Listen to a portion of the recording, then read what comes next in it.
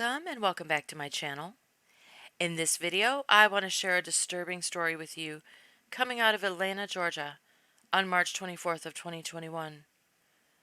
I hate to report this after the horrible shootings that have recently taken place in both Georgia and Colorado, but it's here, and I want to make you aware of it. Police in Atlanta say they were called to the Publix supermarket in Midtown at Atlantic Station after a witness reported seeing a man enter the restroom in the store with a long gun and wearing body armor.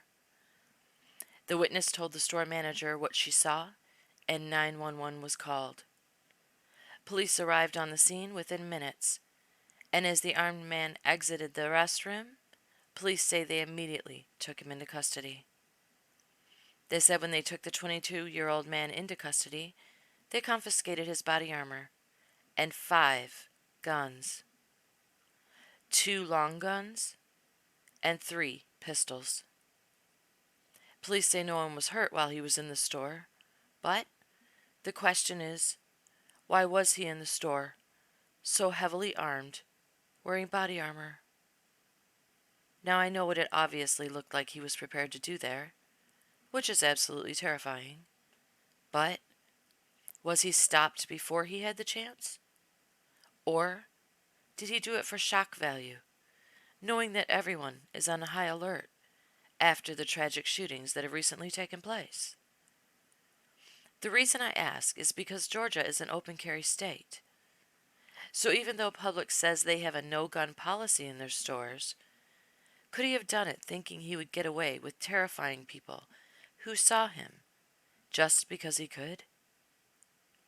I have to ask, because now is not the time to test the limits of what you can get away with while carrying guns in public places. Not that it ever is, but if he did it for shock value, that's not okay. I'm very glad he didn't shoot anybody, and police were able to disarm him before anything bad happened. But I wonder if they stopped him. I wonder if he was going to shoot up the store. I mean, he was wearing body armor. Could it be that maybe he didn't know if he had the courage to do it, so he went to the restroom first? If so, thank God somebody saw him and got the police there in time. Maybe we'll find out what his intentions were. Maybe we won't. But either way, just seeing him armed like that is enough to terrify people. We all know we hear of copycat crimes. I'm praying that grocery stores and supermarkets are not going to become the next targets for mass shootings. But then again, I don't want to think any places are going to be the targets for mass shootings. But they will be. Schools, churches, spas, grocery stores. No places seem to be off limits.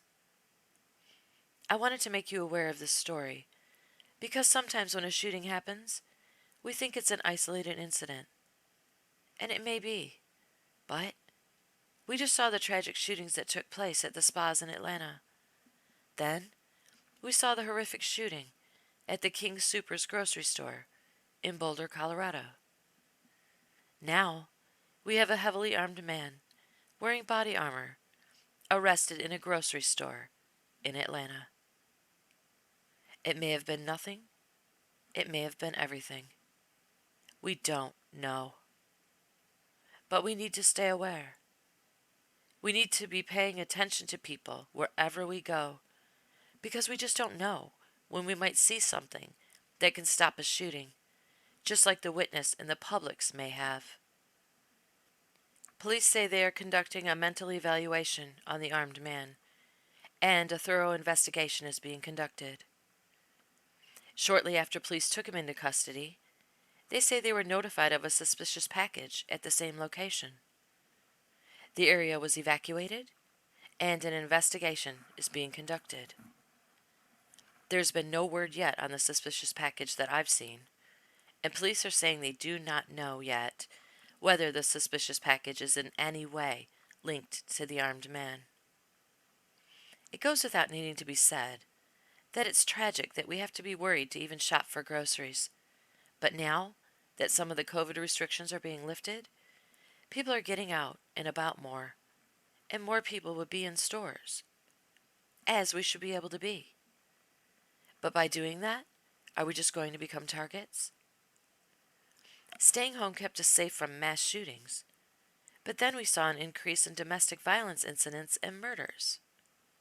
And that is still continuing. Trust me, I'm seeing story after story in the news every day. It's heartbreaking.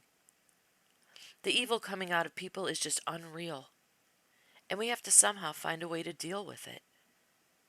We can't be afraid to live our lives. But how do we know where we can be safe? Among all the other horrible stories that I've been seeing in the news lately, I read one that just broke me. It's about a 102-year-old man who was just brutally murdered in the garage of his home in California on March 18th of 2021. His name was Yusuf, and the news article I read said he is believed to be the oldest murder victim in the country. He was found slain in his garage. He had been attacked with an axe and a knife. His murderer was found and taken into custody, and he's being held on a $2 million bond. Police say he gave no motive for Yusuf's murder, but he had also attacked another man earlier that day, but that man sustained no injuries from his attack.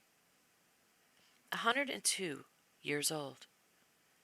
He was in his own home, and he was brutally murdered. He survived COVID. He was living his life, bothering no one, and now he's dead. Because someone lost his mind and decided to go out and kill people with an axe. So many victims, so much tragedy, and no end in sight. When you go about your day, please stay aware of your surroundings. At the very least, take a moment to look for the exits when you go to a store or place of business. Give yourself that to save yourself precious seconds in case you need to get out of a dangerous situation. I pray the shootings will end, but I know they won't, because I believe we all have free will, and unfortunately, people are going to use theirs to decide for us whether or not each day will be our day to run, hide, or fight for our lives. Thank God that man was stopped if he was planning on shooting up the Publix. And I pray for all the victims who have lost their lives to the hand of someone playing God.